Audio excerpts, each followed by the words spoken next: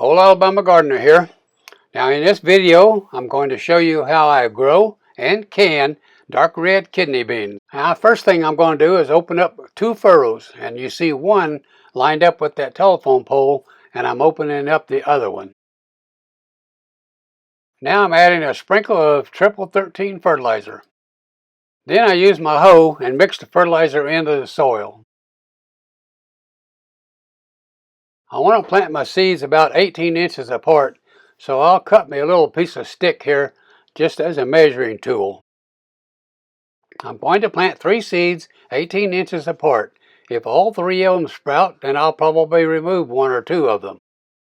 Now there's a little song I sing when I'm planting seeds, and I'm planting 3, so that means 1 for the worm and 1 for the crow and 1 to grow. Now let's get these seeds in the ground.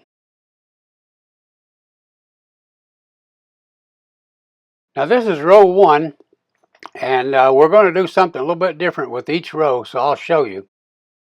After placing the seeds, then I want to cover them up and tamp it down a little bit with the hoe.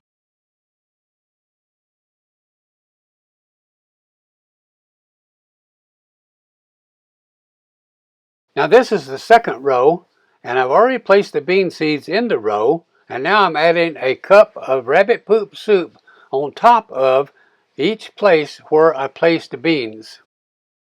And in a moment I'm going to show you the difference of why I did that. And just as we did on the first row, I'm going to come back in and cover them up. So 4 days later, let's see what's happening.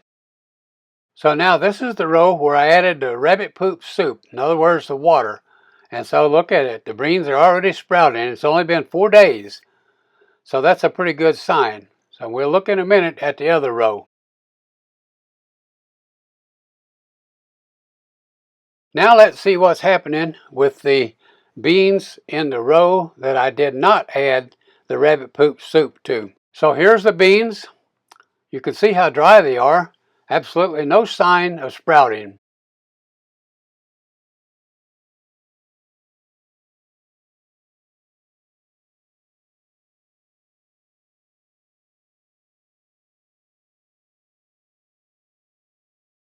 So that tells us that we really do need to water things when we plant them. Now the plants are growing pretty good, but I'm going to give them a side dressing of rabbit poop soup. Now first I'm going to build a little mound around the plant, a little dam I'll call it, I guess, to help hold what I'm going to pour in there.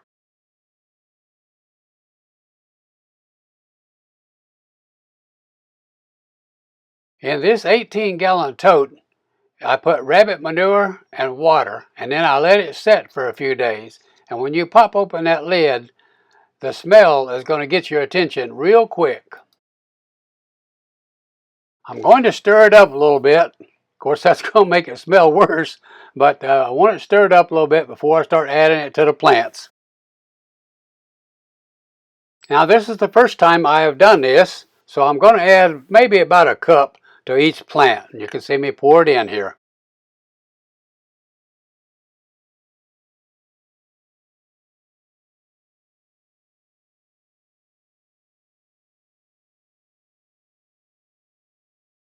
For shell out beans, and that's what I want here, I don't want dry beans, I want shell out beans.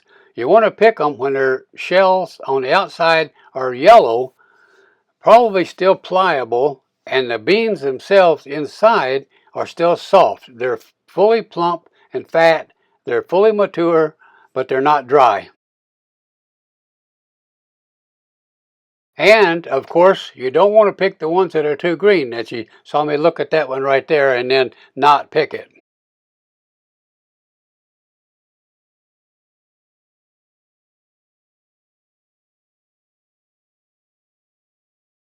Not every plant has beans that are ready to pick, so I have to go through and just pick out the ones that are ready, and we'll come back for later picks when the others mature.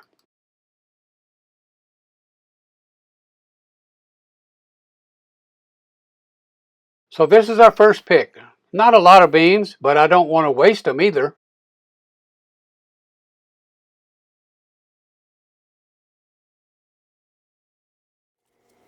Now we get to sit in the house where it's a little bit cooler and shell out red kidney beans and get them ready for canning.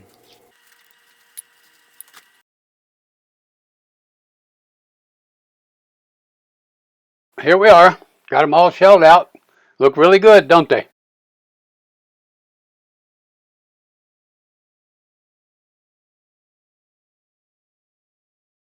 To give me an idea of how many jars to wash, I'm going to measure these beans by just putting them in a pint jar and then emptying them out. Notice in the red circle, as I empty a jar of beans, I place one bean on the counter.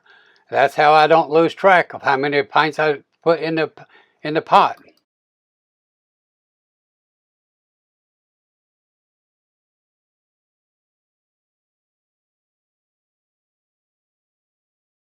Now this type of canning is called hot packing. And so that means you're going to bring them beans to a boil, and the book says for 3 minutes, and then they will be really hot when they go into jars. While the beans are boiling, I'll make sure that I got all my stuff ready. I got my dipper to strain the beans out, got a little saucer, and I got my funnel. I got my hot lids over there in that little pan, and I got my hot jars here in this water. Now the beans have been boiling for 3 minutes, so it's time to get started. So we got some salt up there in that little bowl, and let's get our first jar out and start putting the beans in the jars.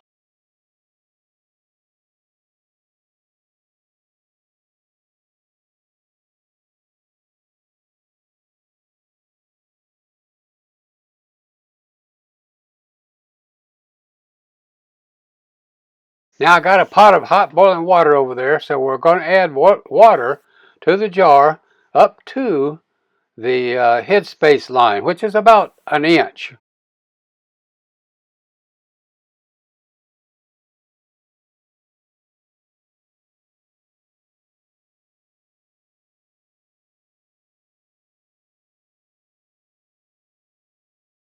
Now that jar is hot, so you see me use a paper towel to help hold it, and you really want to wipe the rim of that jar, I mean as good as you possibly can, because if there's any particle of anything on it, might even be a little bit of a grain of salt, then that's going to affect it whether or not it will seal.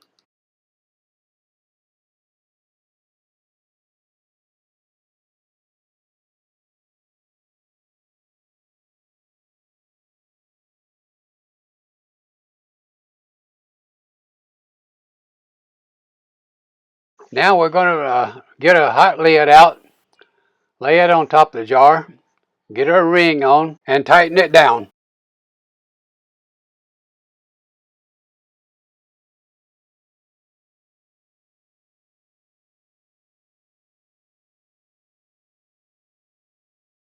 Okay, let's do one more. We'll do it real quick, and then we'll move on.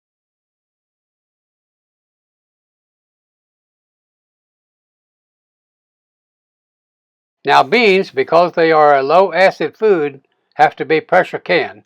So I've got those jars in the pressure cooker, and I just put the top on and turned it to lock the top in place. Now you see me feeling over there at the vent pipe to make sure there's steam coming out of there. And it is. So I'm going to set a timer for 10 minutes because you want to vent all of the air out of the pressure cooker so that there's nothing in there but steam, because steam is what does the work. Now you see that little button come up there, and that's a little safety device to prevent you from opening that lid. Now I just placed the weight on the vent pipe, and that will allow the pressure cooker to build pressure. As you see the gauge, we're coming up, and when I get up to 11 pounds, we'll hold it there for 40 minutes.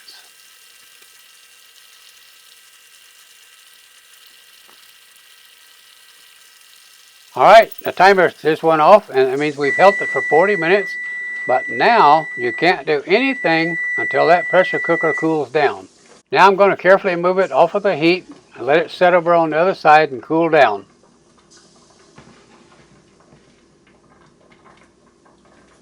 Now you notice the little safety is up and the gauge is setting at 10 pounds, so we just have to wait until it comes to 0.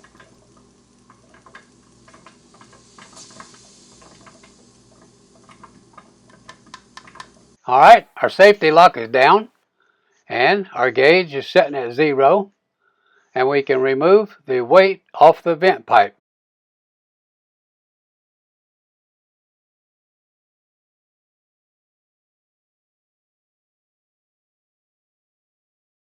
I recommend that when you open the lid, you always have on a pair of hot gloves because there might be just a little bit of residual steam that'll come out. And always open the lid away from you, so if there is any steam in there, it'll go to the other side and not back in your face.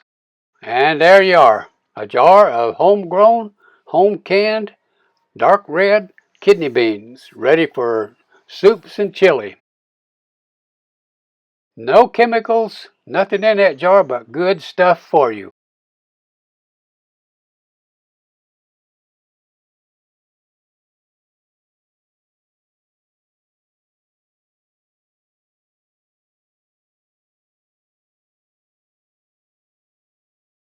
Thanks a lot, folks. I really appreciate you watching my videos and watching what this old country boy is doing.